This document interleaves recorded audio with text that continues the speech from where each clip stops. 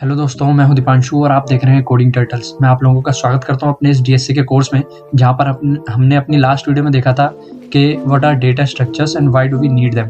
तो दोस्तों, अगर आप लोगों को ये 2 पॉइंट्स नहीं पता है कि डेटा स्ट्रक्चर होता क्या है और हमें उनकी क्या ज़रूरत है, तो आप मेरा जो प्रीवियस वीडियो है ज़रूर चेक करें। मैं उसका जो लिंक है वो आपको डिस्क्रिप्शन में दे दूँगा। तो दोस्तों, आज हम इस वीडियो में देख रहे होंगे कि time complexity and space complexity, ये दोनों चीज़ें क्या है। इन दोनों की आपने देखा होगा बहुत वैल्यू है और ये दोनों जानना हमारे लिए ज़रूरी भी हो जाता है। क्योंकि देखिए, कंप्यूटर्स जो होते हैं वो हमारा क्या फेवर करते हैं, वो हमारे लिए कंप्यूटेशनल टास्क करते हैं। कोई भी हमारे पास जो कंप्यूटेशनल टास्क होता है, कैलकुलेशन होती है, उसको फास्ट करने के लिए, है ना, जो भी हम पेन पेपर पे अपना वर्क करते हैं, वही जो वर्क है वो कंप्यूटर हमारे लिए करता है, बट इफेक्टिव वे में। जहाँ पर हम 10 घंटे लगाते हैं वो ये 1 मिनट लगाता है। ठीक है, तो क्या आपको ये नहीं लगता जब हम काम कर रहे होते हैं तो हमें ये जानने की इच्छा होती है कि ये काम हम कितनी देर में कर पाएंगे, है ना। उसके अकॉर्डिंग हम अपना काम असाइन होता है हमें, है ना। जो हम लेट सपोज आप किसी कंपनी में वर्क करते हैं, तो वहाँ पर क्या होता है कि आपका जो सुपरवाइजर होगा, जो आपसे अगले स्टेप मतलब स्टेज पे होगा, लेट सपोज आपकी जो बड़ी अथॉरिटी होगी कंपनी में, वो आपको बेसिकली काम उसी तरीके से करेगी उसको पता है कि आप कितने प्रोडक्टिव हो, आप एक दिन में कितना काम कर सकते हो या वो कितना काम निकलवा सकता है ना।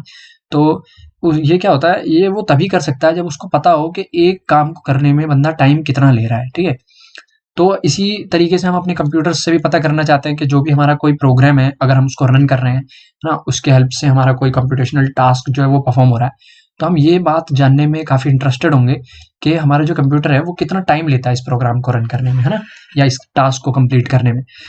तो दोस्तों, इसका बड़ा ही एक सिंपल तरीका है, मैं आप लोगों को बड़े ही आसान शब्दों में बताऊंगा कि टाइम कॉम्प्लेक्सिटी क्या होती है और स्पेस कॉम्प्लेक्सिटी क्या होती है। और स्पेस कॉम्प्लेक्सिटी भी वैसे ही है दोस्तों कि हम अगर किसी भी प्रोग्राम को जैसे रन कर रहे होंगे अपने कंप्यूटर में, तो हम ये देखेंगे कि जो हमारा पर्टिकुलर पीस ऑफ कोड है वो कितना, एक तो टाइम ले रहा है वो हम देखेंगे, और एक हम ये देखेंगे कि जब वो रन कर रहा है तो उसके अंदर जो हमारे पास वेरिएबल्स हैं, जो वो प्रोग्राम हमारे लिए मेमोरी ले रहा है, मतलब अपने आप को सॉल्व मतलब रन करने के लिए, कोई भी ऑपरेशंस परफॉर्म करने के लिए अगर उसको किसी भी मेमोरी ब्लॉक की नीड है, तो वो कितनी मेमोरी ले रहा है ना। तो ये हो जाएगा उसका स्पेस कॉम्प्लेक्सिटी। तो ठीक है दोस्तों, शुरू करते हैं कि टाइम कॉम्प्लेक्सिटी क्या होता है। तो देखिए, टाइम कॉम्प्लेक्सिटी, लेट्स सपोज हमारे पास कोई, आप लोगों को पता होगा, हमारे पास मान लीजिए कोई एरे है। ठीक है, हाँ, और दोस्तों इस एरे में हमारे पास नंबर्स हैं। लेट्स सपोज नंबर्स है हमारे पास 5, 8, 6, है ना, और 3 हो गया, हमारे पास 11 हो गया, 2 हो गया, और यहाँ पर हो गया दोस्तों मान लीजिए 0।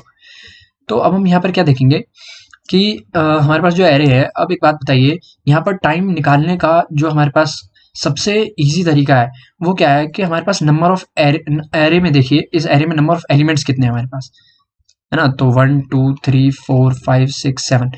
तो दोस्तों, अगर हमें लास्ट एलिमेंट तक पहुंचना है, कोई भी ऑपरेशन जैसे परफॉर्म करना है, मान लीजिए हर एक एलिमेंट पे करना है, तो हम क्या करेंगे, मेमोरी हमारा जो एरे में कैसे होता है, एरे में होता है जो हमारा एड्रेस होता है ना, वो कंटिन्यूअस होता है। जैसे हमारे पास ये 100 है ना, तो अगर ये इंटीजर है और ये 2 बाइट लेगा, तो हमारे पास जो अगला होगा वो एड्रेस होगा हमारे पास 102। ठीक है, तो दोस्तों हमारे पास नेक्स्ट एड्रेस पे जाने के लिए, जब हम कोई भी ऑपरेशन एरे में परफॉर्म करते हैं, तो हम एरे का जो हमारे पास फर्स्ट ब्लॉक है ना, ये इसका एड्रेस हम अपने प्रोग्राम को देते हैं, है ना। पूरी अगर एरे को एक्सेस करना है, वो फिर प्रोग्राम क्या करता है, इस पर जो पहला हमारे पास एलिमेंट है इस पर ऑपरेशन परफॉर्म करता है, और फिर वो नेक्स्ट में चला जाता है, नेक्स्ट मेमोरी लोकेशन पे, है ना। हम उसको सारे मेमोरी लोकेशंस नहीं देते हैं, हम पर्टिकुलर उसको सिर्फ एक पहले ब्लॉक का एड्रेस देते हैं एरे में, और उसको ये बता देते हैं कि ये जो है ये एरे है, इसमें अगर आपको मेमोरी को एक्सेस करना है तो आपको प्लस प्लस करके एक आगे बढ़ना पड़ेगा। तो ठीक है दोस्तों, ऐसे वो पूरे एरे को एक्सेस करती है, मतलब कोई भी कोड जो होता है, कोई भी प्रोग्राम, वो एरे को इसी तरीके से एक्सेस करता है। तो अब एक बात बताइए, अगर हमें इस एरे पर कोई ऑपरेशन परफॉर्म करना हो, लेट सपोज हमें इसमें कोई सर्च करना है एलिमेंट, मान लीजिए हमें इसमें क्या करना है, 24 जो है ये सर्च करना है अपने एरे में। तो हम उसके लिए क्या करेंगे दोस्तों, यहाँ पर सबसे इजी तरीका देखिए, सबसे पहले हम पहले ब्लॉक को ट्रेस कर रहे होंगे, जो हमारे पास पहला होगा ना, ये पहले इंडेक्स पे करेंगे, ये हमारे पास 5 है, नहीं मिलेगा हमारे पास 24। ठीक, नेक्स्ट जाएंगे, फिर नहीं मिला हमारे पास 24, फिर नेक्स्ट करेंगे, फिर नेक्स्ट करेंगे, नहीं मिला, फिर नेक्स्ट करेंगे, नहीं मिला, फिर नेक्स्ट करेंगे, नहीं मिला, फिर नेक्स्ट करेंगे, नहीं मिला। तो दोस्तों अब एक बात बताइए, जो ये हमारे पास 24 हो गया और हमें कहाँ तक ट्रेस करना पड़ा, हमें एरे को लास्ट तक ट्रेस करना पड़ा। लेट सपोज अगर हमारे पास एरे में n नंबर ऑफ एलिमेंट्स है ना, तो हमारे पास जब कोई एलिमेंट नहीं होगा, वर्स्ट केस होता है वो, है ना, कि हमारे पास एलिमेंट मिला ही नहीं, तो हमको एक एक जो एलिमेंट है वो ट्रेस करना पड़ा एरे में, हम लास्ट तक गए एरे में और हमारे पास n एलिमेंट्स थे। तो दोस्तों हम जब किसी भी कोड की टाइम कॉम्प्लेक्सिटी निकालते हैं तो हम उसके इनपुट के बेसिस पर निकालते हैं, ठीक है। इनपुट के बेसिस पर निकालते हैं ऐसे देखिए आप समझने की कोशिश करिएगा कि हमारा क्या होता है, अगर हमारे पास 24 होता, ठीक, तो 24 अगर बीच में कहीं होता तो हमें n को ट्रेस नहीं करना पड़ता, n नंबर ऑफ एलिमेंट्स को, ठीक है। तो n नंबर ऑफ एलिमेंट्स को ट्रेस नहीं करना पड़ता। बट अब एक बात सोचिए आप कि हमारा ये जो हम कोई कोड लिखते हैं वो हमारे पास जितने भी टेस्ट केसेस हैं, है ना, टेस्ट केसेस होते हैं। टेस्ट केसेस का मतलब है कोड हमारा एक तरीके से फॉर्मूला होता है, ठीक। अब हमारे पास कोई अगर मैथमेटिकल फॉर्मूला आप लोगों ने देखा होगा तो वो फॉर्मूला होता है कि हर उस टाइप के हर प्रॉब्लम के लिए वो फॉर्मूला सेटिस्फाई होना चाहिए, ठीक।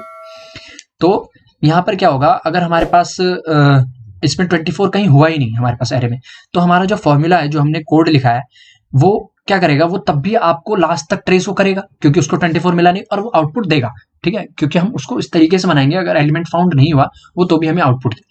तो हमारे पास एलिमेंट फाउंड ना होना ये एक वर्स्ट केस सिनेरियो होगा हमारे पास, जिसमें हमें टाइम ज्यादा लग रहा होगा। क्यों? क्योंकि हम ज्यादा एलिमेंट्स को ट्रेस कर रहे होंगे। तो बेसिकली हमारे प्रोग्राम की टाइम कॉम्प्लेक्सिटी जो हमारे पास इनपुट है उस पर डिपेंड करती है, और हमने इसको डिफाइन करने का टाइम कॉम्प्लेक्सिटी को जो है ना डिटरमाइन करने का एक सिंपल सा मेट्रिक लिया हुआ है, वो हमारा इनपुट लिया हुआ है। जैसे हमारा n है, इनपुट नंबर ऑफ एलिमेंट्स हमारे पास n थे, तो हम क्या बोलते हैं कि जो हमारी टाइम कॉम्प्लेक्सिटी है इस एरे को फुल ट्रेस करने में, है ना, तो वो हमारे पास हो जाएगी ऑर्डर ऑफ n, ठीक।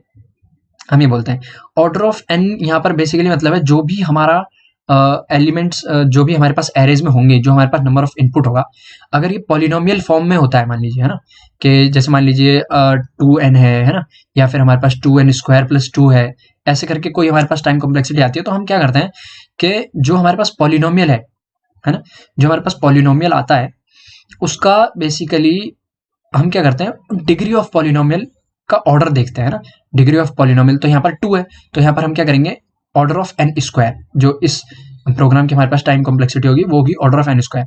तो देखिए मैं आप लोगों को बताता हूँ n स्क्वायर कैसे होगा। अब एक बात बताइए कि अब यहाँ पर मैंने आपको बताया कि आप प्रोसेस को देखकर, हमारा जो पास जो यहाँ पर प्रोसेस था वो क्या था कि किसी भी एलिमेंट को सर्च करना है हमें एरे में, ठीक।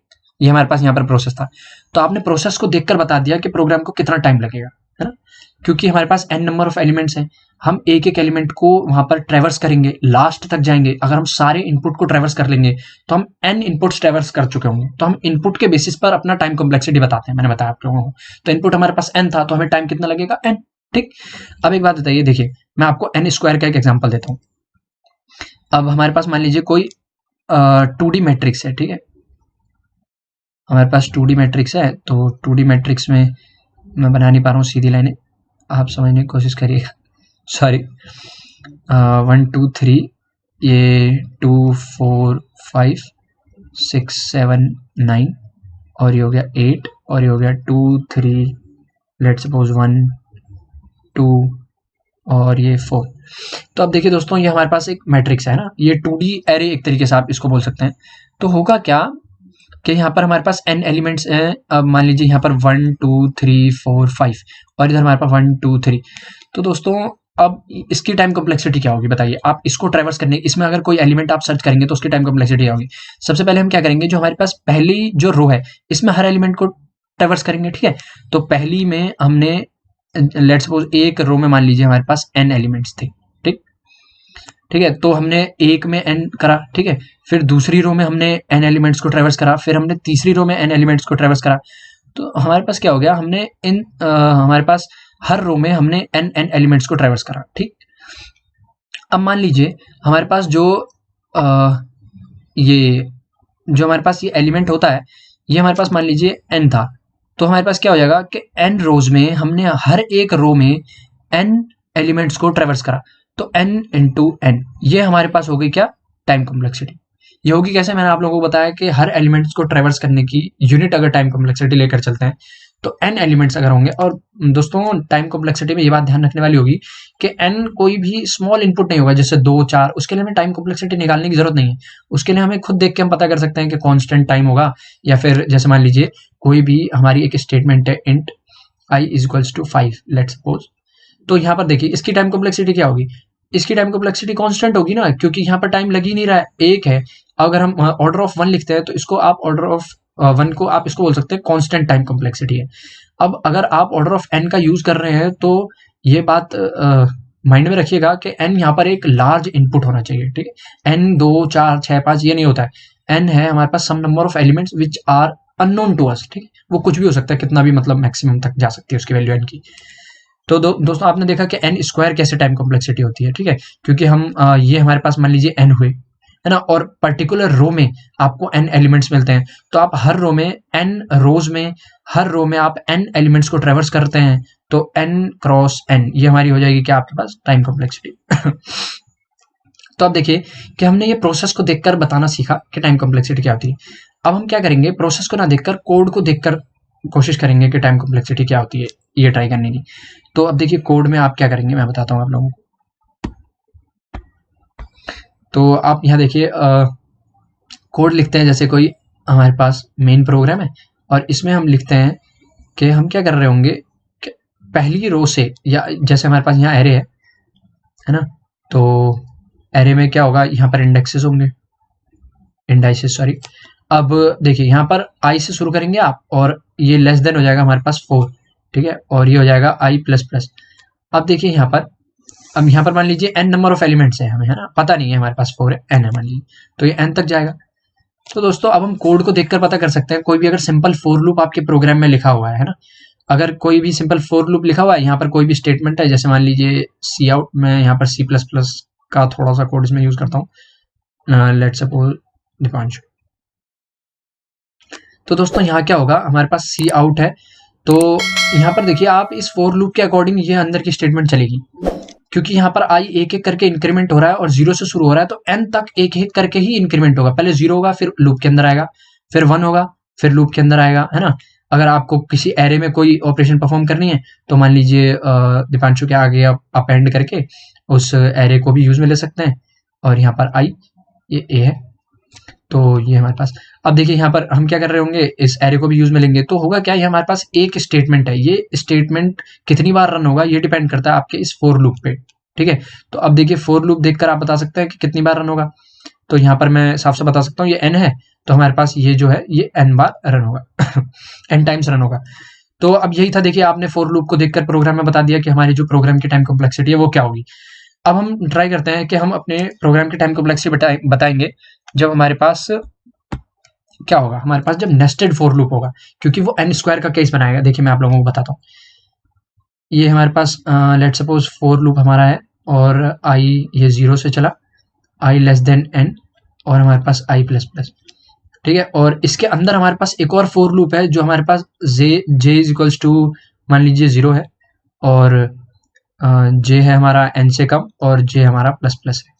ये हमारा क्या होगा, ये आपका 3D मैट्रिक्स जो होगा ना, हमारा 2D मैट्रिक्स सॉरी, इसको ट्रेस करने के लिए इस कोड का यूज कर रहे होंगे हम, है ना, जैसे 1 2 3 4 5 6 7 8 9 1 0। तो अब देखिए आप इसको अगर पूरा ट्रेस करना चाहते हैं, तो इसको पूरा ट्रेस करने के लिए आपको एक एक एलिमेंट से जाना पड़ेगा। तो आपको जब ये 0 होगा तो यहाँ पर होगा हमारा, अब उसके अंदर 0 के अंदर जाएंगे तो 0 से n तक, मतलब कि ये इन एलिमेंट को ट्रेवर्स करेगा। उसके बाद यहाँ से बाहर आएगा, फिर यहाँ जाएगा, तो ये 1 हो जाएगा, 1 पे आ जाएगा, शिफ्ट हो जाएगा ये। अब हम यहाँ क्या करेंगे, यहाँ भी एक एक एलिमेंट को इसको ट्रेवर्स करेंगे। तो दोस्तों अगर आपके कोड में 2 फॉर लूप नेस्टेड है, तो आप इसे देखकर बता सकते हैं कि जो प्रोग्राम होगा हमारे पास उसकी complexity order of n square होगी, ठीक है। अब एक मैं बताता हूँ आपको एक सिनेरियो, देखिए आप ध्यान से देखिएगा। अब दोस्तों देखिए अगर हमारे पास कोई एरे है, मान लीजिए ना, ये एरे हमारे पास सॉर्टेड है। सॉर्टेड एरे में क्या होगा, हमारे पास 1 होगा, यहाँ होगा 2, यहाँ होगा हमारे पास 7, यहाँ होगा 9। ये सॉर्टेड है का मतलब है असेंडिंग ऑर्डर में है, पहले आपकी जितनी भी छोटी वैल्यूज हैं वो है, उसके बाद आपकी जो आगे की वैल्यूज है, जैसे मान लीजिए 40 है, यहाँ 100 है। तो दोस्तों इसमें अगर हमें कोई भी एलिमेंट को सर्च करना है, तो देखिए इसका एक एल्गोरिथम होती है, सिंपल सी जो अप्रोच होती है, बाइनरी सर्च। बाइनरी सर्च में हम क्या करते हैं कि हम एरे को 2 पार्ट में डिवाइड करते हैं ना, मिडल से, जैसे मान लीजिए यहाँ हमने डिवाइड करा, ठीक। डिवाइड करने के बाद हम देखते हैं जो हमारा एलिमेंट है, जैसे मान लीजिए हमें फाइंड करना है आपका 23, ठीक, ये एलिमेंट हमें फाइंड करना है इस एरे में। तो हम क्या करेंगे, इसको बाइनरी सर्च अप्लाई करेंगे इस पर, हम यहाँ पर डिवाइड करेंगे, और हम यहाँ पर देखेंगे कि जो हमारे पास डिवाइड करने के बाद, तो दोस्तों डिवाइड करने के लिए हम यहाँ पर क्या करेंगे कि हमारा कोई भी एक एलिमेंट होगा मिड में, उसकी वैल्यू देखेंगे क्या है, और इसकी हेल्प से जैसे हमारे पास यहाँ पर 7 वैल्यू है, तो इसकी हेल्प से हम देखेंगे कि हमारा 23 होगा किधर, अगर सॉर्टेड एरे। यहाँ पर हमारा ये केस बनता है कि एरे जो है हमारे पास सॉर्टेड होनी चाहिए, कंडीशन है बाइनरी सर्च की। तो अब 7 देखिए, 7 क्या है, छोटा है 23 से, तो इससे हमें क्या पता चलता है कि 23 होगा कहाँ, राइट साइड में होगा। ठीक है, तो अब हम ट्रेवर्स लेफ्ट को नहीं करेंगे। ठीक, उसके बाद हम लेफ्ट में ट्रेवर्स करेंगे। लेफ्ट में हम क्या करेंगे, फिर एक मिडिल एलिमेंट कोई चूज कर लेंगे, सॉरी, फिर हम एक कोई मिडिल एलिमेंट चूज कर लेंगे। लेट्स सपोज हमने इस बार कर लिया 40। अब हम 40 से 23 को कंपेयर करेंगे, तो 40 हमारे पास बड़ा है, तो इससे हमें क्या पता चलता है कि हमारे पास जो 23 एलिमेंट है जिसको हम सर्च कर रहे हैं वो हमारा 40 के लेफ्ट में होगा। तो हमें पता चल जाएगा कि अब जो हमारा एलिमेंट है वो हमारे पास कहाँ होगा, एलिमेंट यहाँ होगा। ठीक है ना। मैं अपने पेन का कलर चेंज कर लेता हूँ ताकि आपको समझने में आसानी होगी। अब देखिए यहाँ पर क्या होगा कि हम देखेंगे कि अब लेफ्ट में मिलेगा हमें यहाँ पर, तो लेफ्ट में एक ही एलिमेंट बचा हमारे पास 9, तो यही हमारे पास मिड हो सकता है। हम उसको फिर डिवाइड करेंगे 2 एरेज में, तो डिवाइड तो होगा नहीं, एक एलिमेंट है, तो हम डायरेक्ट उसी से कंपेयर कर लेंगे 23 को। तो देखिए हमारे पास 23 मान लीजिए नहीं मिला, तो दोस्तों ये हमारे पास वर्स्ट केस था जिसमें नहीं मिला। तो हमें कितनी बार ट्रेवर्स करना पड़ गया कि अब देखिए हमने एक बार डिवाइड किया यहाँ से, फिर 2 बार, और हमने तीसरी बार डिवाइड किया ही नहीं, हमें एलिमेंट जो है एक ही बचा हमारे एरे में। तो हमारे पास n नंबर ऑफ एलिमेंट्स होने के बाद भी हमें कितनी बार डिवाइड करना पड़ा, सिर्फ 2 बार। ठीक है, तो अब यहाँ पर आप देखिए हमने जब फर्स्ट टाइम डिवाइड किया था तो हमारे पास ये एरे बाहर हो गया था ना, इनपुट से बाहर हो गया, क्योंकि हमें पता है इसमें मिलेगा ही नहीं हमारा जो एलिमेंट है, सिर्फ हमारे पास ये बचा राइट हैंड साइड का जो एरे। तो दोस्तों ऐसा क्या होगा, हमारे पास n है ना। अब हम बाइनरी सर्च में उसको जब हम 2 पार्ट में डिवाइड कर देंगे, हमें पता चल जाएगा किस पार्ट में हमारा आंसर, दूसरे पार्ट पे हमें ऑपरेशन परफॉर्म करने की नीड ही नहीं होगी, है ना। तो दूसरे पार्ट में ऑपरेशन परफॉर्म करने की नीड ही नहीं हुई, तो हमारे पास जो इनपुट है वो हमारे पास डिवाइड हो गया n/2 में। अब n/2 में डिवाइड हो गया, जैसे मान लीजिए ये था हमारे पास n/2, तो हमने क्या किया, अब इसको भी डिवाइड किया। ठीक है, तो n/2 को फिर से डिवाइड किया, ये n/4 हो गया। ठीक, फिर हमने उसको भी डिवाइड किया। हम डिवाइड एंड कनकर वाली अप्रोच लगाएंगे, यहाँ पर डिवाइड करते रहेंगे और हम उसमें अपना जो है सर्च करते रहेंगे अपने एरे को, मतलब जो अपना एलिमेंट है उसे। तो n/8 हो गया। तो दोस्तों जो ऐसा होता है जिसमें हमारे पास कोई भी कोड होगा आपने देखा होगा, देखेंगे आप, जो कोई भी फॉर लूप होगा या वाइल लूप होगा, जिसमें क्या होगा, हमारा इनपुट कंटिन्यूसली ना डिक्रीज हो रहा है बाय 2 या डिवाइड हो रहा है हाफ में, फिर हाफ में, फिर हाफ में। तो ऐसे कोड की टाइम कॉम्प्लेक्सिटी क्या होगी हमारे पास, लॉग और हमारे पास n एलिमेंट्स हैं और हम उसको 2 से डिवाइड कर रहे हैं, दैट्स वाई यहाँ पर log बेस 2n। तो हमारे पास टाइम कॉम्प्लेक्सिटी होगी ऑर्डर ऑफ log n, है ना, उस केस में जहां पर जो हमारा इनपुट है वो डिवाइड बाय 2 हो रहा है बार बार। तो ठीक है दोस्तों, टाइम कॉम्प्लेक्सिटी में मैंने आपको यही बताया कि कैसे हम इनपुट को देखकर अपनी टाइम कॉम्प्लेक्सिटी निकाल सकते हैं, कैसे हम कोड को देखकर। अब देखिए जैसे ये log n है, अब इसका कोड कैसे होगा, तो कोड में देखिए जैसे कोई फॉर लूप है, ठीक है, और i यहाँ पर हमारा मान लीजिए n से चलाएंगे, है ना, और जब तक हमारा i 0 से बड़ा है ना, i इज ग्रेटर देन 0, जब तक खत्म ना हो जाए। जब हम डिवाइड करेंगे तो i हमारे पास खत्म हो जाएगा, तो i जब तक हमारे पास 0 से बड़ा है तब तक हम i को क्या कर रहे होंगे, i को डिवाइड करेंगे हमारे पास i/2 से। तो यहाँ पर इस कोड के अंदर यहाँ पर जो भी स्टेटमेंट होगी वो कितनी बार रन होगी आप सोचिए। एक बार जब हमारे पास i क्या होगा, n होगा, तब रन होगी ये। उसके बाद हमारे पास i को हमने डिवाइड बाय 2 कर दिया तो n/2 पर होगी, ठीक है, फिर n बाय हमारे पास 4 पर होगी। तो दोस्तों हमारे पास जो इनपुट है, देखिए जो मैंने आपको यहाँ बताया था वही हो रहा है। इनपुट क्या हो रहा है, बार बार डिवाइड हो रहा है ना। तो हमारे पास जो टाइम कॉम्प्लेक्सिटी इस कोड की निकल के आएगी वो हमारे पास आएगी ऑर्डर ऑफ log n। तो ठीक है दोस्तों, ये बहुत ही इजी तरीका था जिससे आप टाइम कॉम्प्लेक्सिटी को समझ सकते हैं। हमारे पास टाइम कॉम्प्लेक्सिटी को लिखने के बहुत से तरीके हैं, जैसे आप order of log n, order of n मैंने आप लोगों को बताया, आप इसको ओमेगा ऑफ n, ठीक है, थीटा ऑफ n, ये भी लिख सकते हैं। तो ये इनका यूज कब करना है और किन केसेस में करना है ये आप लोगों को मैं बताऊंगा लास्ट में। सबसे इस कोर्स के मैं इसी के ऊपर वीडियो डालूंगा कि थीटा एंड ओमेगा क्या होता है और टाइम कॉम्प्लेक्सिटी में इनकी क्या सिग्निफिकेंस है। तो दोस्तों ठीक है, आज की वीडियो में इतना ही था। अगर आपको ये वीडियो पसंद आई है, आई होप कि पसंद आई हो, तो प्लीज़ लाइक बटन को दबाइए और अपने दोस्तों के साथ शेयर कीजिए वीडियो। अगर आपको लगती है कि वैल्यूएबल है आप लोगों के लिए, आपको कहीं भी थोड़ी सी भी अगर इस वीडियो से हेल्प हो रही है, तो आप प्लीज़ इसको अपने दोस्तों के साथ शेयर कीजिए और मेरे चैनल को सब्सक्राइब कीजिएगा, बेल आइकन को जरूर दबाइएगा ताकि मैं नेक्स्ट टाइम कोई भी वीडियो अपलोड करता हूँ तो आप लोगों को सबसे पहले नोटिफिकेशन पहुंचे। तो ठीक है दोस्तों, आज की वीडियो में इतना ही था। मिलते हैं नेक्स्ट वीडियो में। Until then, good bye.